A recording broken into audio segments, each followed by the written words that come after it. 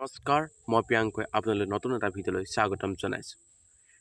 দুটামান কথাৰ বাবে দুটামান ইনফৰ্মেশ্যন দিবৰ বাবে আপোনালোকৰ মাজত এই ভিডিঅ'টো মই প্ৰস্তুত কৰিলোঁ। অসম চৰকাৰখনে বিভিন্ন সময়ত বিভিন্ন ধৰণৰ কাম হাতত লৈছে। সেই উদ্দেশ্য আগত ৰাখি 2025 বৰ্ষৰ পহিলাতে কেইটামান ভাল খবৰ আপোনালোকৰ মাজত আগবঢ়াই আনিছে। 2025 বৰ্ষৰ ফেব্ৰুৱাৰী আৰু মাৰ্চ মাহটো আপোনালোকৰ বাবে এটা ভাল খবৰ আহি পৰিছে। কিয়নো কৈছোঁ, প্ৰথমটো ভাল খবৰ হৈছে যিসকলে ADRE 2.0 এক্সামসমূহ দিছিলে সেইসকল ছাত্ৰ ছাত্ৰীৰ বাবে এটা ভাল খবৰ। সেইসকল ছাত্ৰ ছাত্ৰীৰ ফেব্ৰুৱাৰী শেষত বা মাৰ্চৰ পহিলাত এক্সামসমূহৰ ৰিজাল্ট দিব। গতিকে এটা ভাল খবৰ আপোনালোকে পাইছে।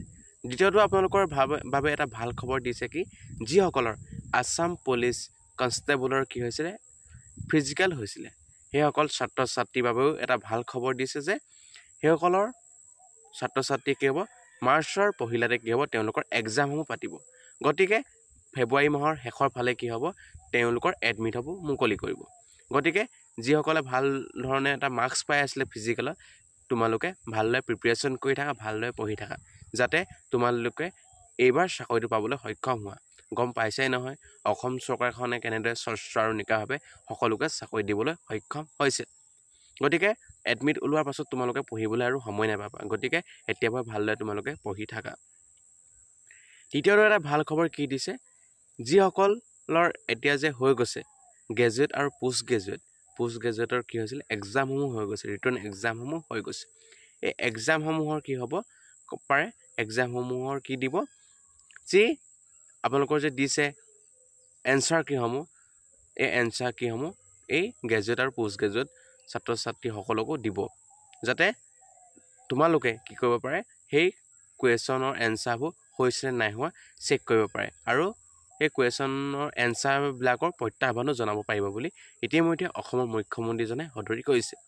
ইতিমধ্যে আপোনালোকে দেখিছে যে SI যি ৰিটাৰ্ণ এক্সাম হৈ গৈছে, এই ৰিটাৰ্ণ এক্সামো কৰিলে এনচাৰ দিছে, অৰ্থাৎ এনচাৰ তেওঁলোকে উপলব্ধ হৈছে আৰু সকলো ছাত্ৰ ছাত্ৰীয়ে এনচাৰ চাবলৈ সক্ষম হৈছে।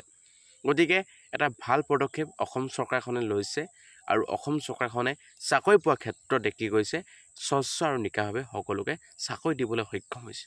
আপোনালোকে দেখিছে বিভিন্ন ধৰণৰ প্ৰতিযোগিতামূলক পৰীক্ষা APSCয়ে হওক বা যিকোনো ধৰণৰ পৰীক্ষা অসম চৰকাৰখনে সততা আৰু নিষ্ঠাৰে কাম হাতত লৈছে।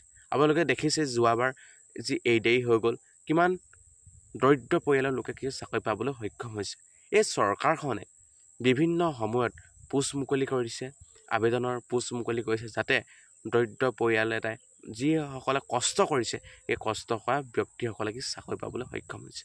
আৰু এটা কথাও আমাৰ বাবে ভাল খবৰ দিছে কি, ফেব্ৰুৱাৰী মাহত যেতিয়া আমাৰ ADRE 2.0 ৰিজাল্টসমূহ দিব, তাৰ পাছতো আকৌ নিযুক্তি প্ৰক্ৰিয়াৰ বাবে আবেদনৰ বাবে মুকলি কৰিব। যোগতে অসমৰ মুখ্যমন্ত্ৰী হিমন্ত বিশ্ব শৰ্মা ডাঙৰীয়াক অশেষ ধন্যবাদ জ্ঞাপন কৰিছোঁ। তেওঁ যেনেদৰে স্বচ্ছ আৰু নিকাভাৱে অসম চৰকাৰৰ অধীনত যি চাকৰিসমূহ দিছে, অসম চৰকাৰৰ অধীনত যিকোনো পদক্ষেপ তেওঁ সুচাৰুৰূপে পৰিচালনা কৰিবলৈ সক্ষম হৈছে। মই ভাবিছোঁ অনাগত দিনতো এই চৰকাৰখনে নতুন নতুন পদক্ষেপ হাতত ল'ব, যাতে দৰিদ্ৰ পৰিয়ালৰ লোক এটাও যাতে ভয় নাখাব যে মই চাকৰিটো পইচা বলত নাপাম নেকি, এনেকৈ ভয় নাখাব। কাৰণ তেওঁ কষ্ট কৰিব, কষ্টৰ বিনিময়ত চাকৰি এটা পাবলৈ সক্ষম হ'ব। আজিকালি এনেকুৱা যুগ নাই যে তেওঁ পইচা দি চাকৰি পাব, কিন্তু আজিকালি যুগ এনেকুৱা আহিলে যে কষ্ট কৰা নিজে আৰু চেষ্টা কৰা, তুমি এটা চাকৰি পাবলৈ সক্ষম হ'বা। এই হৈছে আমাৰ অসম চৰকাৰ, হিমন্ত বিশ্ব শৰ্মা ডাঙৰীয়াই এইটোকে দাঙি ধৰিছে। আজিলৈ ভিডিঅ'টো ইমানেই। ধন্যবাদ। জয় অসম।